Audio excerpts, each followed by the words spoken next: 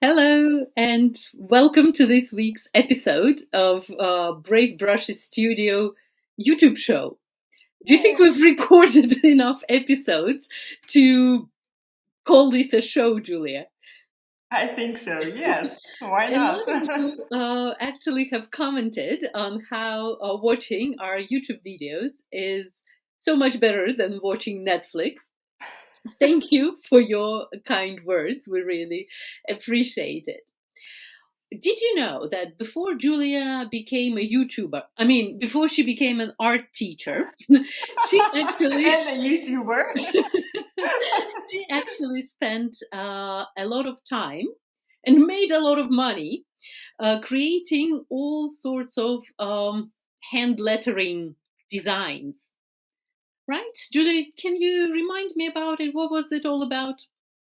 I know I surely have had some wine with a label designed by Julia. That's yes, I know that. But what else? Yeah, I loved letters actually. I think they were very popular at that moment, and I created a lot of designs for T-shirt packaging, for posters, and I have some posters behind me. One of my favorites, "Done and is better than perfect." Right. And yeah, and at a certain moment, I started to add them at my to my sketches, in my sketchbooks, and this became also a kind of addiction.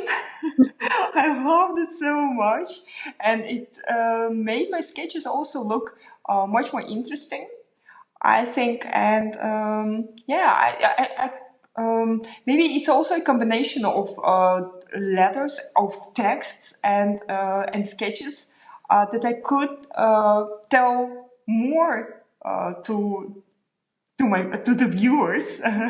All right. This is surely something that you can teach with Yeah. all your background in, well, all the years actually that you spent creating those designs. Yeah. That you've got a lot to teach us. And I know you have been begging me to include this topic, this course, into, well, the Brave Brushes Studio curriculum. Well, that sounds too too serious, but yes. So to record It an is. adventure about, well, devoted to hand lettering and how it can be used in urban sketching. And finally, 12 months later, right, we have a new I adventure. got your permission. Yes. So we have a new adventure coming out for the members of Brave Brush Studio. So this is a course not available anywhere else, uh, devoted to lettering. And today's video, we decided to show you part of this course. Well, in fact, the introduction to this course, but we hope that you find it, well, educational, entertaining, and overall just, pleasant to watch. It covers, and then Julia, tell me if I'm missing anything. So it covers ways to use lettering in sketchbook. You show your sketchbooks, right? Yes. To how to where to find inspiration, Yes. right? Which materials to use, differences between typography, calligraphy, and lettering. So what is lettering What exactly, is lettering? Yeah. right?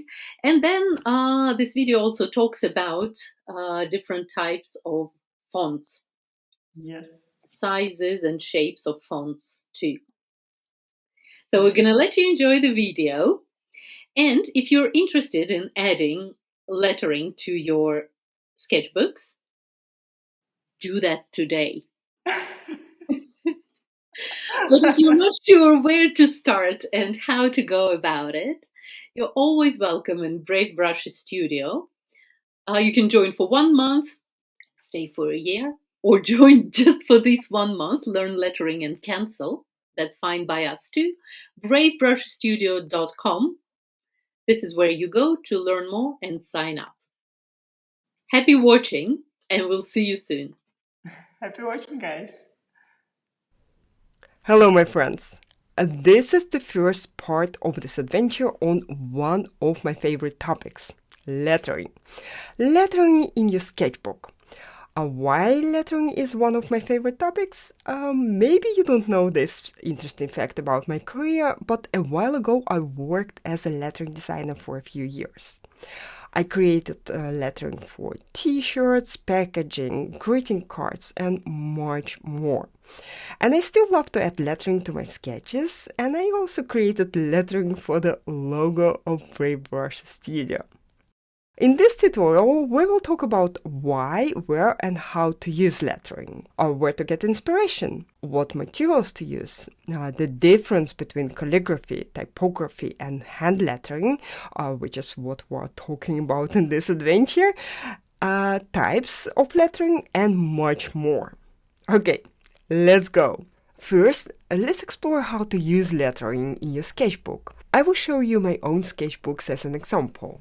Okay, so you can record the location, date of the sketch, and if you made it during an urban sketching event, you can add the name of the event and maybe names of people you talk to at this location. I don't do it that often actually, but maybe it's a good idea for you. You can also add notes to remember details about specific place, such as a museum or picturesque village, or a beach, for example, as I did here. Small but very clean and beautiful beach, things that I found important about that place. And that can also be incredibly fun and useful when sketching while traveling. And the next thing that you can add to your sketches are technical notes about your sketch, such as colors, color mixes you used, or techniques you applied, and so on. Okay, so the next thing that you can do is give your sketchbook an overall journal feel, and this is what I did in this travel book. I started with this beautiful, it's not a cover, but the first page, and made a map of Italy and our route. And I also made some notes about the places we visited and so on. So this is what you can do. Actually make a journal of your sketchbook. Also, the addition of hand lettering can really be a finishing touch to a sketch. As you can see here, I had some empty spaces in my sketch and I just added some words, some names of these places as a hand lettering, or here, for example, I also added some letters, some lettering to this picture because I thought it would be more interesting for the composition. Okay, so the next thing I want to talk about is where to get inspiration for your lettering. And the answer is actually everywhere. Packaging, postcards, posters, flyers, magazines, store signs, menus, and many more places and objects.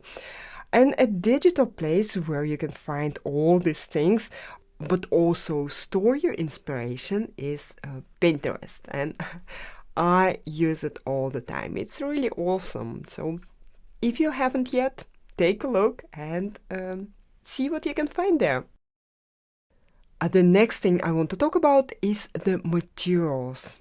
You can use pretty much any materials for your lettering. Fine liners, watercolors, markers, white gel pen or marker, colored pencils, brush pens, and even coffee.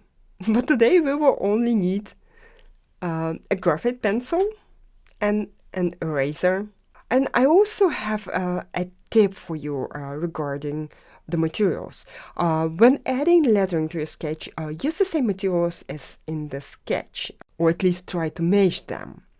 I mean, Don't add marker letters to a watercolor sketch or coffee letters to a sketch made with colored pencils. It looks weird and not so pretty. Okay? Now let's talk about the difference between typography, calligraphy, and lettering. First, typography. Typography is the art of arranging type for printing. This includes choosing the font, size, and adjusting spacing. Unlike lettering, which is custom and hand-drawn, typography uses typefaces. Calligraphy is like lettering, but it involves designing and writing letters in one smooth stroke with a brush pen, or a fountain pen. Lettering is about drawing letters, one by one, creating your own unique designs and combinations, taking inspiration from both typography and calligraphy. It's a mix of both worlds, plus your own creativity. Now let's talk about different types of letters. There are three main letter types.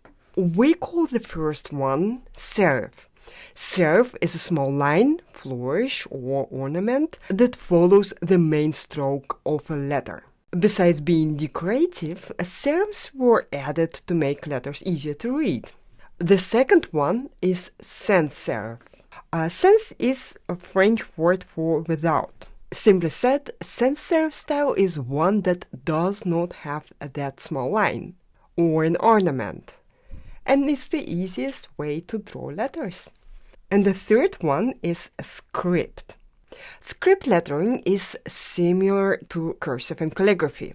It's often created with fluid strokes using a brush pen, or a fountain pen. But we can also create it with pencil or fine liner by adding thicknesses to one or another side, as I did here, for example. We call it folk calligraphy because it's not real.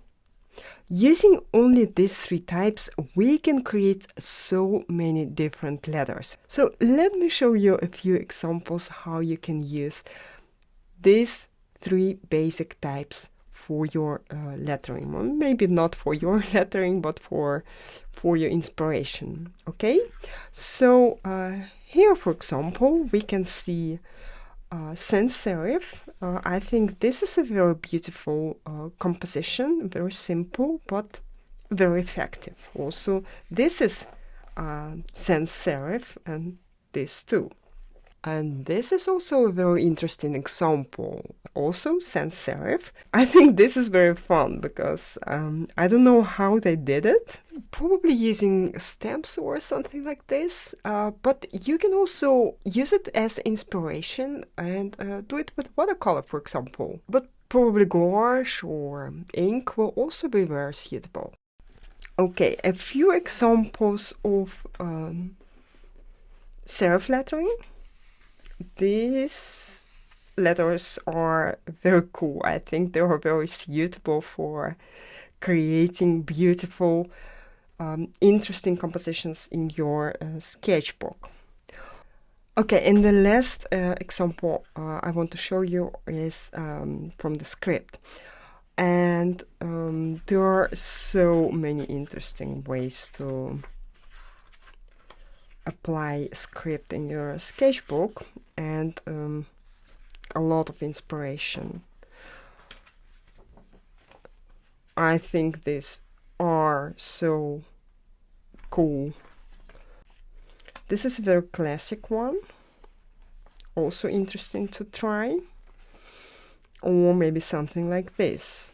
I need to say that script is probably the most complicated sort of lettering. And these types are also quite complicated to do. So I have something different for you, much more fun and much easier to draw. Like here, for example, some sweet but very nice letters, compositions. This is the book from Mary Kate McDavid. She's one of my favorite hand lettering designers.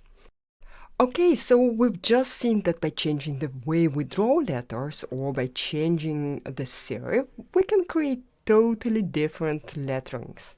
But we also can play around with the shape of the letters and their faces. And how can we do that? So we can draw them as a regular shape. For example, the letter A. And I do the most simple type, sans serif. Okay, the regular shape. We can do it condensed shape.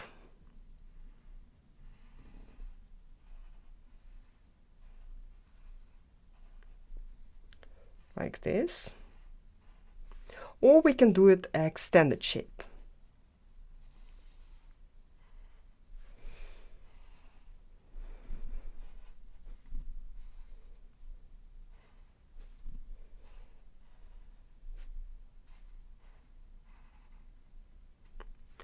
We also can apply different faces to the letters. For example, the regular face will be like this.